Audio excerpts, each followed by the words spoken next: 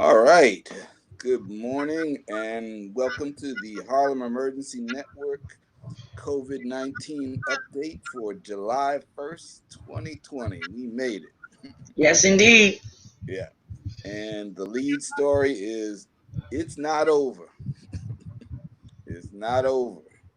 Everybody's trying to put it behind them and, you know, wow, let's move on to phase two, phase three, four. Let's let's let's pump the brakes a little bit. Absolutely. Hmm. Um, Even Fauci is saying if states are not responsible, Hmm. it's already 40,000 new infections a day. And he said that could easily go to 100,000 a day. Hmm. And we could be in much worse shape very soon than we were before. Hmm. Hmm. So I read an Right. article where they said even the GOP leaders are starting to embrace wearing the face coverings. Yeah, You Pence know, actually he said, came out yesterday advising people to wear masks. In but that's not for preservation of life. That's just to keep the economy open. Right, exactly. And but if he had wanted to preserve life, he would have said that in March, not at the Right, end of June. right. Hmm. But let's talk about what's happening here in New York. So, our governor has issued some sort of travel advisory that there are certain states that if people are coming from their states, requiring them to do a 14-day quarantine when they get to New York. Now, this is I don't know. It just seems to be pretty useless because how actually can you enforce this? I mean, last I looked, um, there is nobody checking at the George Washington Bridge to see what states people have come from. As far as I know, no one's checking at the airports to see what states people have come from and where they've traveled from. So how can we even enforce that? It doesn't make any sense at all. But even if you do know, even if you do find out where they're coming, how can you Hmm. force them into quarantine? Right. Hmm. What are you going to put ankle bracelets on them to make sure they don't leave their homes? I mean, Right. how can you possibly enforce that? The idea was if the threat will keep certain people from coming, but this is New York. People come to New York, and so our message for those of us who are here, who live here, is that um, we have to presume that we're going to see more of this virus. We've been fortunate and blessed to be able to flatten the curve and bring down the transmission rate, but now we're seeing things creep up again, and no one seems to be talking about this other than us. So we're here. We're here to talk about it. Now there's a metric that they use called the transmission rate. They call it RT, and it's basically more or less saying that they try to use the data to come up with a measurement of if a person gets COVID, how many people are they likely to spread it to? And they use that information to determine how fast the virus is spreading.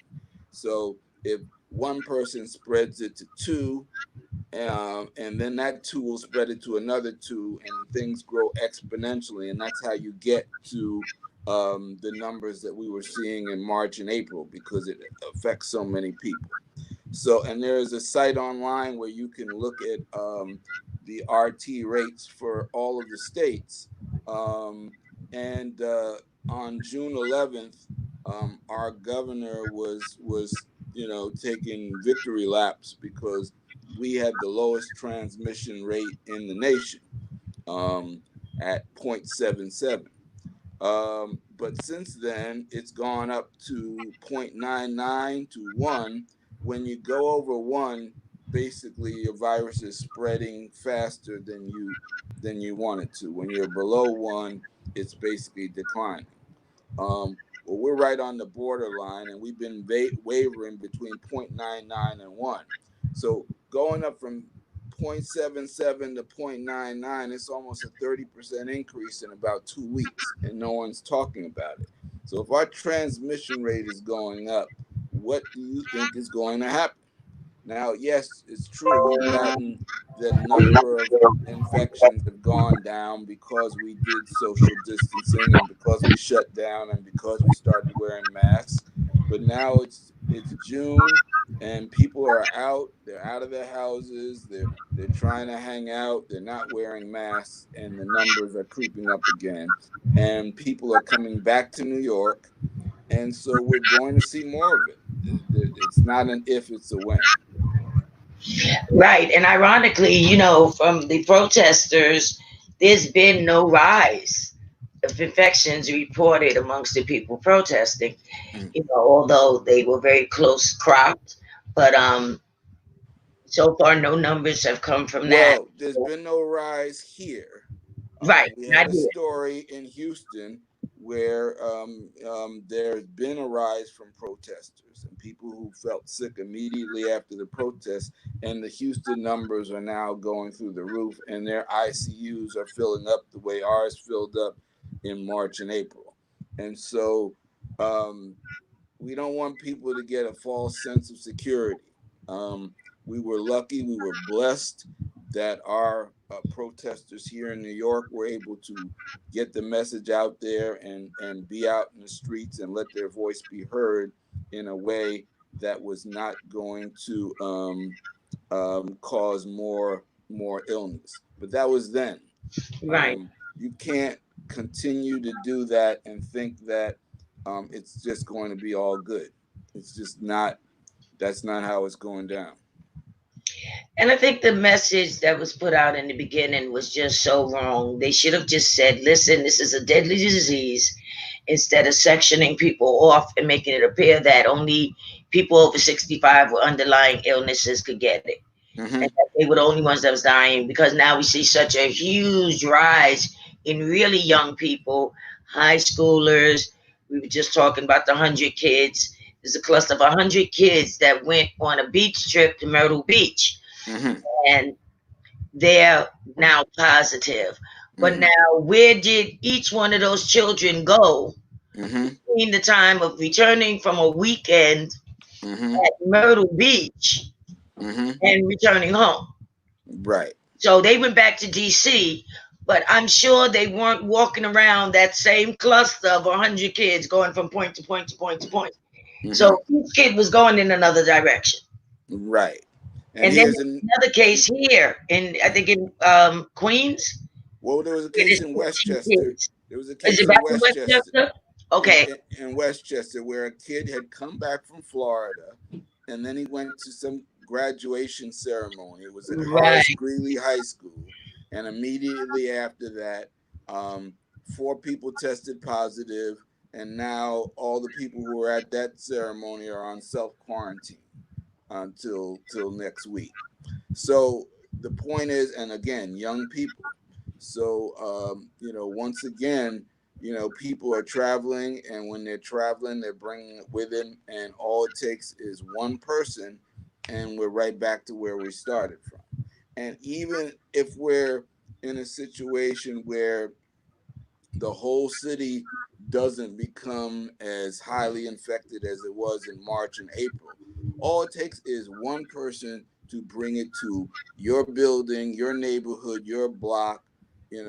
It takes one person who's traveling to go to the corner store in your block, and then the next thing you know is there, and everybody in that corner store has it, and then maybe everybody in your building has it. So the rest of the city can be fine, and you can have a problem.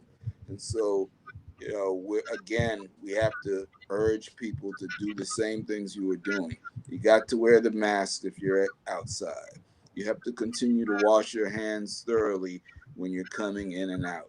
You have to social distance, and you have to build your immune system up. Those are the 4 things you have to keep doing. And I was encouraged earlier on. I say maybe about the beginning of May, when I began to see more and more young people donning masks.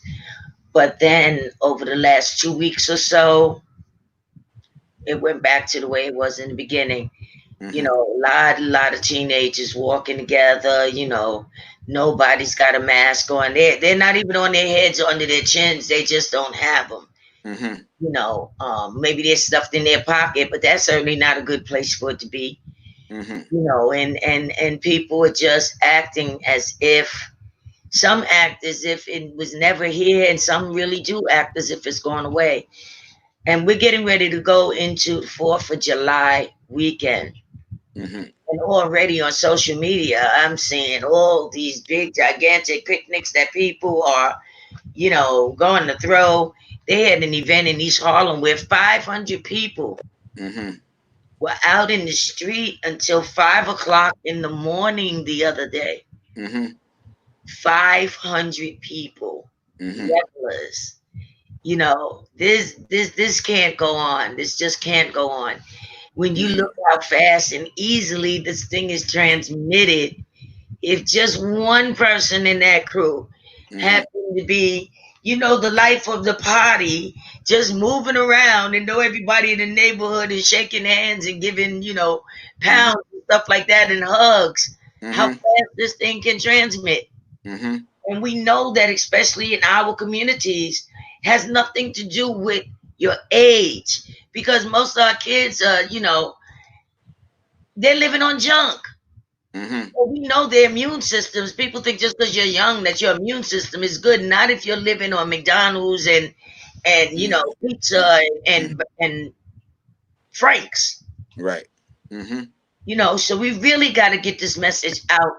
You know, parents, you got to get this message out to your kids, because once they leave you, you Mm-hmm. don't know what they're doing, but you really got to push this issue forward Mm-hmm.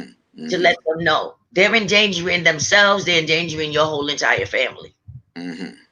You know, so it's really a little frightening, and you know, so at least the mayor is saying he's going to roll back. Right now, he's not thinking about going into the third phase, and I can't imagine anybody across this country even considering not pulling back and taking these precautions seriously.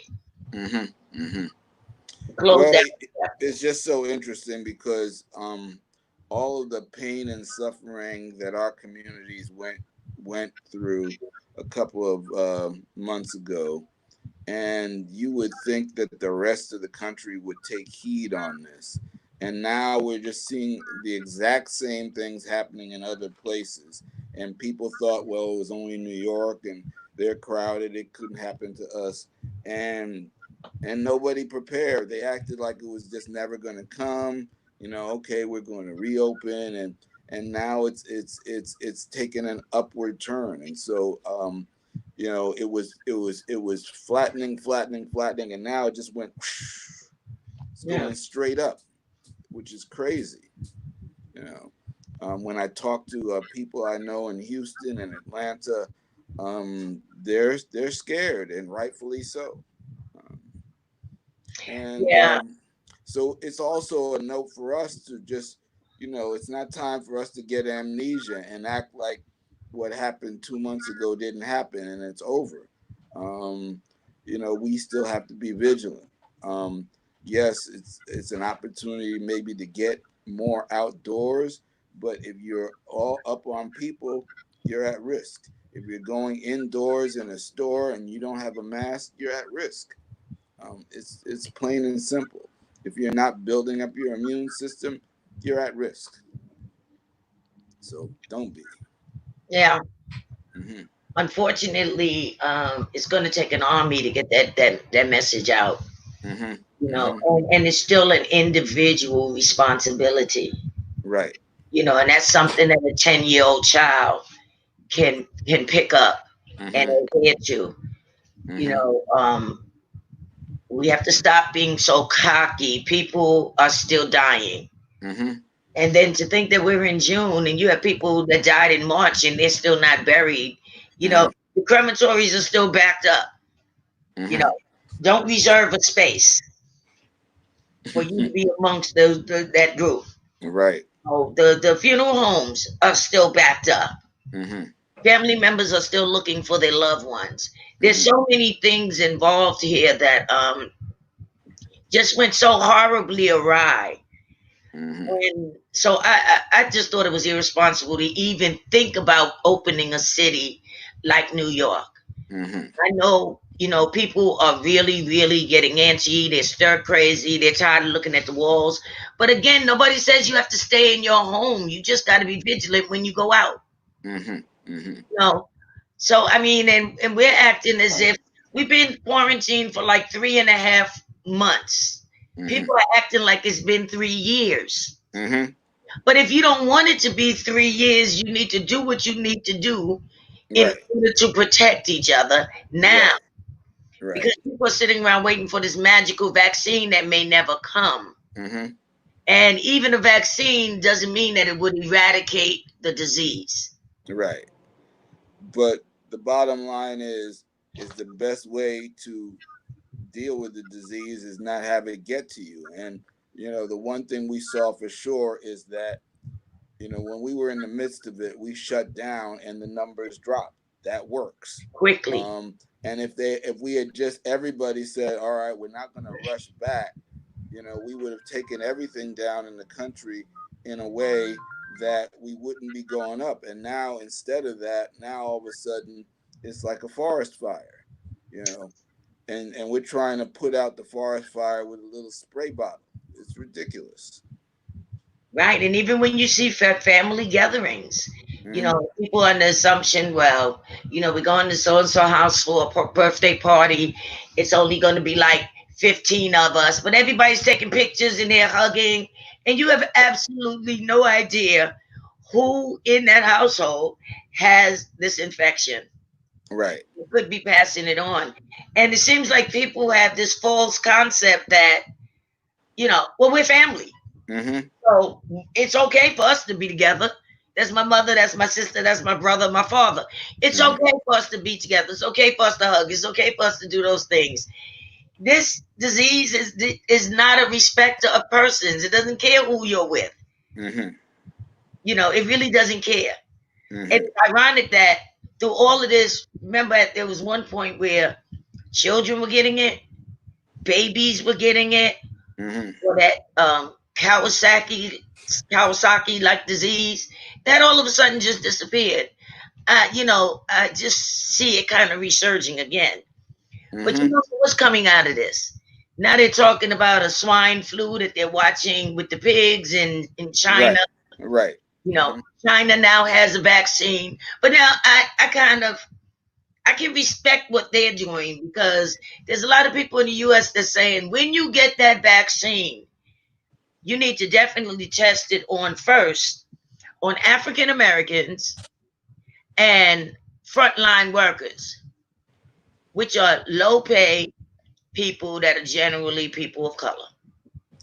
Right, which and I'm absolutely against them testing it on African Americans and frontline workers because those are the ones we're always the guinea pigs for these things, Right. you know, and we need to know lot more about the safety of these things before we start skipping safety protocols because we want to rush a vaccine in place, and that's why the whole vaccine thing we need to take a harsh look at it. They started some trials in Africa. I'm very very leery about that because they always go to some brown country where they can pay somebody off and they can do whatever trials they want. And the record for safety in the vaccine industry is not good.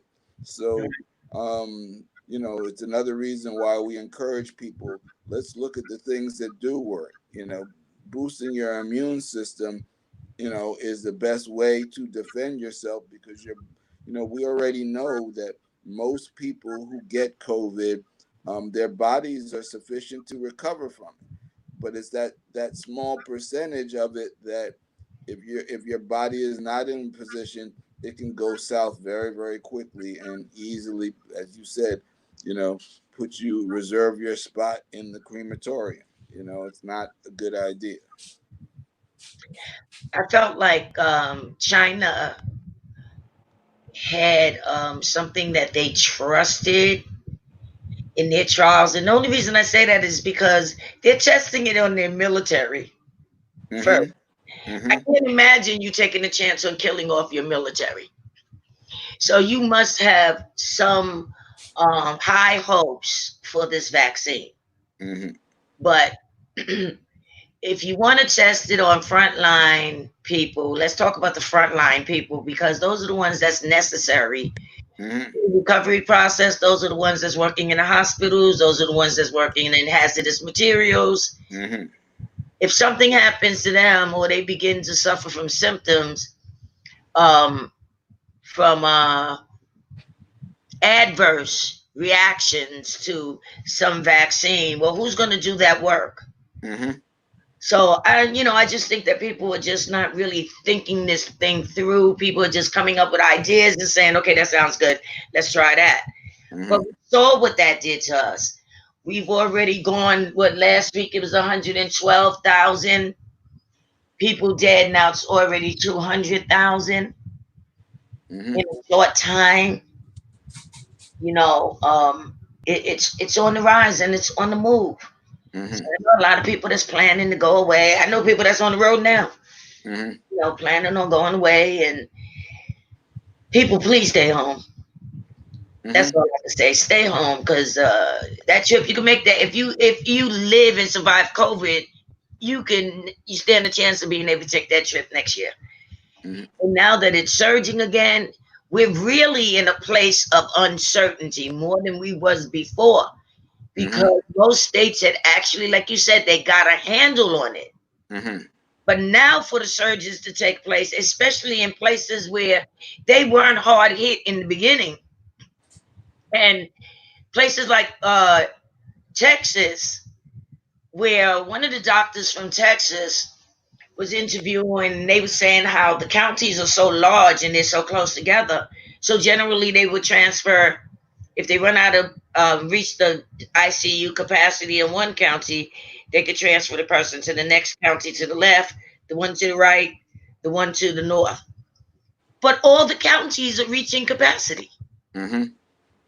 So they don't even know where they're going to send these people. They said within 8 days, they expect all of their county ICUs to be maxed out. That's how quickly it's moving there.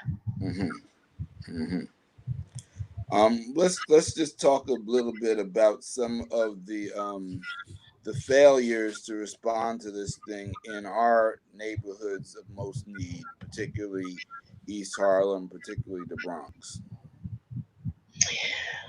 I don't know. It's still a sad state of affairs. We're still questioning those numbers. Mm-hmm. It was still a small number of people have been tested. Mm-hmm. We still have one viable testing site, and that's just so interesting for like 112 to 130,000 people Mm-hmm. that we have one site. Uh, Mm-hmm. and because I know it's particularly me, I live all the way over to the east side. Mm-hmm. So the closest site to me is like 11 blocks. Mm-hmm. And, seniors in particular, they know they have weakened immune systems. Not too many seniors in this neighborhood can walk Mm-hmm. 24 blocks Mm-hmm. because they're not getting on buses. Right. You walk 24 blocks to a testing site. Mm-hmm. The other ones across town, for many of us, that would be a 2 bus trip. Mm-hmm. So the curiosity, and we know what it is. We know it's just systemic. Why, knowing how vulnerable we are, and the zip codes are just trading off because it was 10029. Now it's part now 10035. Infection rate is higher than ours, but we're all East Harlem. Mm-hmm. So it's like it just literally went across the street. Mm-hmm. It's that simple. It went from 115th Street to 116th Street, which took it into 135. Mm-hmm. And those numbers are still high, but we're still questioning where they came from. Mm-hmm. We're actually going to get honest answers about how the testing is going and how many people over here are actually being tested. Mm-hmm. Mm-hmm. So, yeah, we've got some some issues and questions for our mayor, for our governor. They both give very, very good press conferences. Um, but if the resources don't show up in East Harlem, if they're not showing up in the Bronx, they'll talk about these areas on their press conferences, but we're still seeing, the lack of deployment of resources as they say they are. And Carol, just talk a little bit about some of the things where they've told you, oh, we've got testing sites, and then what the real story is. Okay, so we had some pop up testing sites. We're supposed to get pop up testing sites. That would be a site in a van that would show up for like 6 days. Mm-hmm. Both locations where the pop ups were, I know people that's high up in their administration. They knew Mm-hmm. nothing of them. They never popped up. Mm-hmm. Then we have another one. When you look at the list at nyc.gov, where they tell you that there's the free testing Mm-hmm. and for all New Yorkers, and you look at this very complete list, health and hospitals, schedule, phone number, what type of test is being given, Mm-hmm. if screening is necessary, or a doctor's referral is necessary. And then you get to one in East Harlem, and it's just an address. Mm-hmm. We don't know what building it is now. It just happened to be the school that I went to. I went to elementary school, so I Mm-hmm. knew the address right off the bat. But anybody else would not know. It was so irresponsibly done. Mm-hmm. And there was a phone number, and I called that phone number. I got an email, Mm-hmm. and I sent the letter to the email and never received anything back. But then a friend of mine at the Department of Health Mm-hmm. actually did the same thing.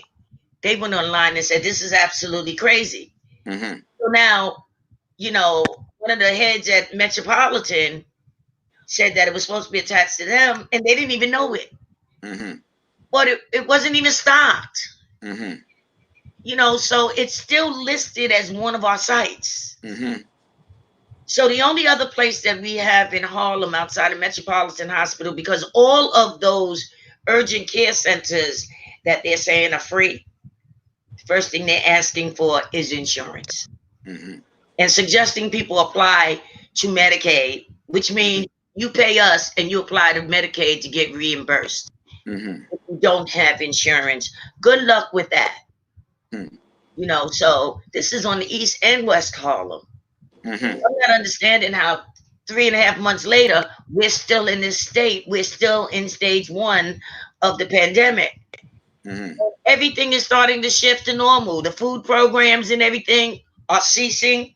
Most of the NYCHA housing here in Harlem, their food programs ended yesterday.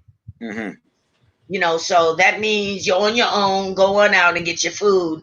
And we're still in the same place we've been. Mm-hmm. Lack of PPE, stores don't carry them. And when they do, they're very, very expensive. Mm-hmm. And the average person over here does not have that kind of income to purchase masks. Mm-hmm. So we're going to wrap this up in the next couple of minutes, but all I can see is that we have a long, hot summer in front of us, and it doesn't really look promising. Between the fact that we're still looking at COVID lurking around the corner, we're looking at people going forward, not as bad as down south, but it's the same type of attitude. It's like, okay, let's go on with our lives, and COVID doesn't care, really doesn't care. And then, the economic uh, pandemic, that we're going to be seeing, because as you see, programs are ending. Different benefit programs are going to be, running out in summer. The protections on rent, evictions, and utility shutoffs, those things are going to run out at some point, and those issues haven't been addressed. And I feel for the restaurant owners, because they're trying to get started again. but they're getting mixed signals. A lot of them were hoping to start indoor dining next week, and now they're probably not. And so it's very very muddled, and I think that we have to send the message to our elected officials that you guys still have a lot of work to do, and this is not the time for taking victory bows because we're not as bad as Texas and Florida and Arizona now. That's not an acceptable position because we're still in the middle of this. Well, I saw something interesting in one of the Uptown Urban papers, and they're talking about these little sort of makeshift sidewalk cafes, but they're Mm-hmm. not actually on the sidewalk, they're in the street. Mm-hmm. I guess it would be like maybe in a bike lane. Right. Mm-hmm. And, the thought of sitting there with the emissions from the cars and the buses, and, you know, I'm always seeing things flying in the air. A car rolled over something and turned it into a projectile. Mm-hmm. That just does not seem safe to me at all. A car careening out of control. That just does not seem safe to me at all. Mm-hmm. And you know, I know if they construct them, people will be there doing it, but they're not thinking. They're not really thinking that thing through. I don't want to get a Caesar salad with a side of exhaust. You know, I mean, maybe it's just me, but Mm-hmm. I consider myself cautious. I don't consider myself overcautious. But you just gotta think things through. Mm-hmm. That they say we gotta focus on today, but I do want a tomorrow. And my tomorrow is really based on how I handle today. Mm-hmm. So remembering that it has not been that long, people. Mm-hmm. I mean, really, some people are losing it so much where you would really think we've been locked down for years. Mm-hmm. But a lot of those people that's leaving town, they're going to those southern states Mm-hmm. where this thing is on the rise. Yep. And somebody's going to bring it back. Yeah, I think a That's lot of what people it is. people left here under the assumption that they were going somewhere where it was better, and it's actually worse. And then some of those people come back here and bring it back. Right. So we have a perfect storm of um, stuff we don't want to see. So we're gonna end our broadcast today. We're gonna ask you to keep your protocols up, stay safe, practice social distancing, wear masks, wash your hands, tune up your immune system. We can't say it enough, so we'll say it again. Wash your hands, Wear a wear mask. your mask, keep social distancing, tune your immune You're system. immune. Do that and stay home. And if you go outside, keep distance. Find a way to keep yourself away from other people. You could be okay. You still want to get your vitamin D from the sun. um, that's not a bad idea. It's a great idea. But if you want to be all up on a whole bunch of other people, um, it only takes one. We were reading something about a bar down in Florida. One person walks in, the next thing you know, the next day, 15 people have COVID. So it only takes one person to infect a whole building, community, whatever. So That was protect very interesting yourselves. that everyone in this cafe or Mm-hmm. this bar, whatever, got it. And I'm like, the transmission is so sneaky Mm-hmm. because everyone in that cafe didn't actually serve those people. Right. And yet there were 22 people total in Mm-hmm. that place, and all 22 of them left with a gift that keeps on giving. Mm-hmm. Mm-hmm. So that meant the cooks who never left the kitchen, Mm-hmm. the bar people, because generally the waiters get the drinks from the bar and bring them to the table. The waiters go into the kitchen area and bring the food out. Mm-hmm. That meant those cooks in the kitchen were infected that Yeah. quickly. How long were they there? A Mm-hmm. couple of hours, and the entire operation was infected. Mm-hmm. This thing is no joke. So Yep. I also suggested seniors and people with those weakened immune systems that you go back to those early morning hours. I'm getting ready to go to the store now. Go back Mm-hmm. to those early morning hours when the streets are not so congested. Yes. The stores are not congested. This is the time where you can move around a little more freely. Mm-hmm. And the sun is highest now, as Mm-hmm. it moves towards 12 o'clock. So you could get a nice dose of vitamin D, get your exercise, and come on home. Yep. Okay, people, stay safe, protect yourself. Join us back next week here, 9:30 a.m. on Facebook and YouTube Live. Take care of yourselves. Have a great week. Continue to be safe.